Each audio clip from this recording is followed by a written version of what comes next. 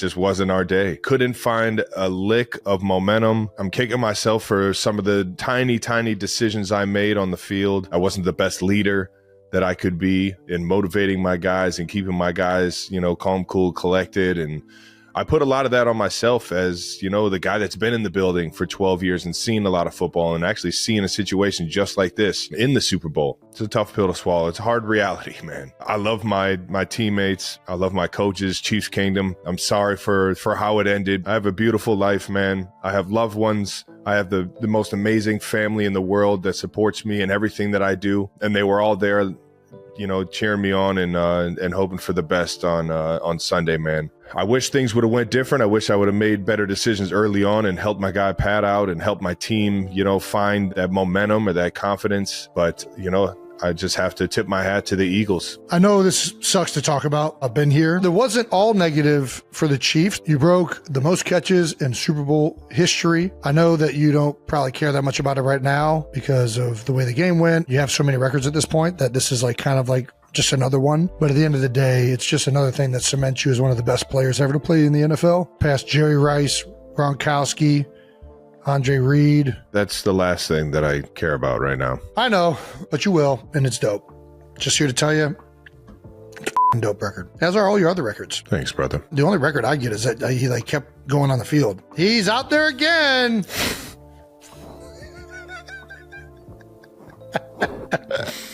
Look at him go. How'd he do? No one knows. Just counts as a game played. Travis and Jason just released a new podcast episode after the Chiefs lost to the Philadelphia Eagles. In the Kelce brothers' conversation, Jason was very sympathetic and encouraged Travis after the Chiefs lost to the Eagles. Jason said, "Well, what a tense atmosphere, so we're going to have to face each other in this situation." Travis said, "Oh, you think so? Anyway, it was a big game and very fair, even though we lost." Jason said, "You guys had a great day, but the Eagles did better and won the Super Bowl." Travis Kelce said, "Sorry, we tried our best in that game, but the Eagles deserve to be champions." Jason said, "It's okay, man, it's a sport and you guys did a great job this season." Travis said, "Oh, but after disappointments we are always under pressure. We are really disappointed with what we did in that match." Jason with a sad face said, "Come on, man, we should not talk about this anymore. Anyway, everything is over." Travis said, "You understand, Jason, the boos from the stands. While we always wanted to do something to change the game, but it was useless. While the end of the match made us fall with the score not as expected, Jason felt heartbroken and cried and said, I understand that feeling, because I was in that situation too. It was the most damn feeling ever." Travis said, "Yes, everyone wanted to win, but everything happened like a play." Jason said, "Eagles were dominating from the start. Chiefs were constantly in a deadlock and it was very difficult to turn the game around." Travis said, "Maybe so we had a great day." Jason said, "Yes, you should have a break before coming back for the new season." Travis said, "Oh, probably not, my friend." Jason looked surprised and said, "Oh, what, Travis, you mean you won't play anymore?" Travis said, "Maybe so. I've been offered a new job at Chiefs. We were professional players and it's never forever." Jason said, "Oh, isn't that something to consider carefully?" Travis said, "Of course Chiefs will make a decision by March." Jason said, "Oh really? But I always support your decision. Keep it up, man." Travis said, "Thank you. I always want to contribute to the audience, especially the Chiefs and my family, in every match. And it's great that the audience has stuck with me all this time." Jason said, "That day Taylor's family gave us a lot of support from the stands. That was the best moment of that match." Travis with a brighter face said, "Oh yes, Taylor, she always gives us a lot of support, but she and her family had a memorable experience. Maybe their feelings are completely different from last year's victory." Jason said, "Yes, because not only you are sad but all your supporters also have a little regret when the Chiefs lose." Travis said, "We can't do anything to cheer everyone up, but I will always be grateful and remember what they have supported me all this time." Jason said, "You are amazing. All good things will come to you."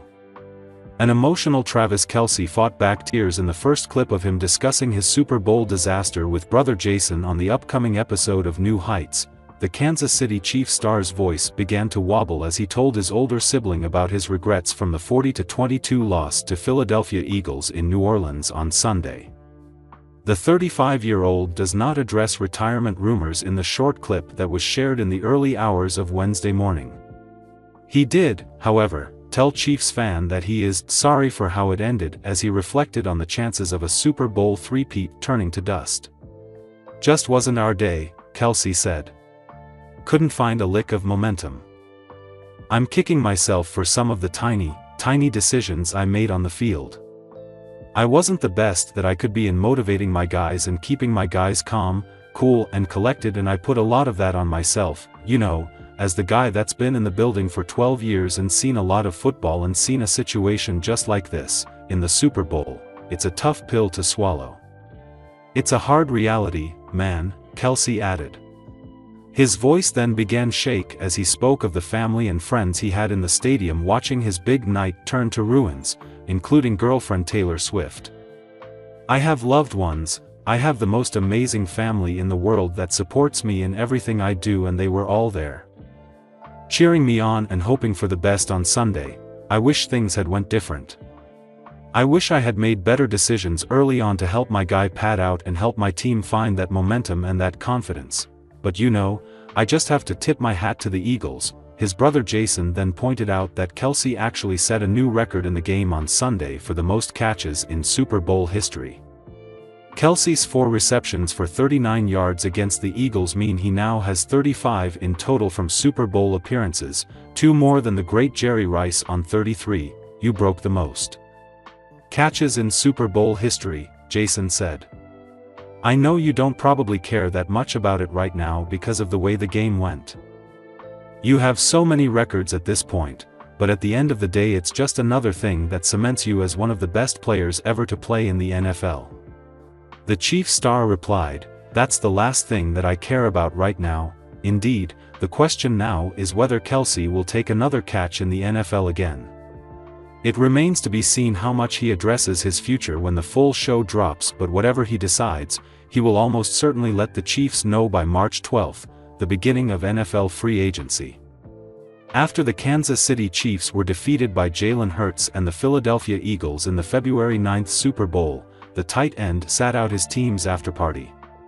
Instead, the 35-year-old, whose girlfriend Taylor Swift was in the stands as his team fell to the Eagles 40-22, made a brief cameo while FaceTiming the Chainsmokers, who poked fun at his absence. "I just played your F King party," Alex Paul and Drew Taggart said in a video shared to X February 10, to which Travis flashed a cheeky smile as someone shouted, referencing DJ Dom Dolla, "Dom is here too." While Travis skipped the post-game festivities, the party itself was far from empty. Chiefs CEO and Chairman Clark Hunt's daughter, Gracie Hunt, reposted videos of the night to her Instagram stories, showing people dressed in red taking part in celebrations. Travis' decision to sit out is a bold departure from last year, when the 3-time Super Bowl champion was spotted partying with the Chainsmokers, Taylor, and teammates following their win over the San Francisco 49ers. During the celebration, the couple sang along to Taylor's Fearless-era hit, Love Story, while holding hands and swaying in tandem to the beat. The two even shared a long kiss after the Grammy winner pointed to Travis during the line, "You'll be the prince," and the NFL star pointed back at her for, "I'll be the princess." This year, however, the couple shared a different kind of night. After the game, Travis was seen making his way to the Cruel Summer Singer's VIP suite. And ahead of the game, Travis gave Taylor her flowers when it came to the Chiefs even making it to this year's championship. Teasing how her show of support helped them reach the big game for the 3rd year in a row, "We both love to manifest things," he said during a pre-Super Bowl press conference. "And you can't say it's not real, because we're here, right?" Whatever she was doing, I'm sure it helped. In addition to Taylor, keep reading to see all the stars who turned the Super Bowl into a night out. The Philadelphia Eagles prevented the Kansas City Chiefs from becoming the first team in NFL history to win the Super Bowl in 3 consecutive years, pulling off a commanding win that Patrick Mahomes and Travis Kelce will hardly forget. It was quite a humiliating game for the Chiefs, who went scoreless to half.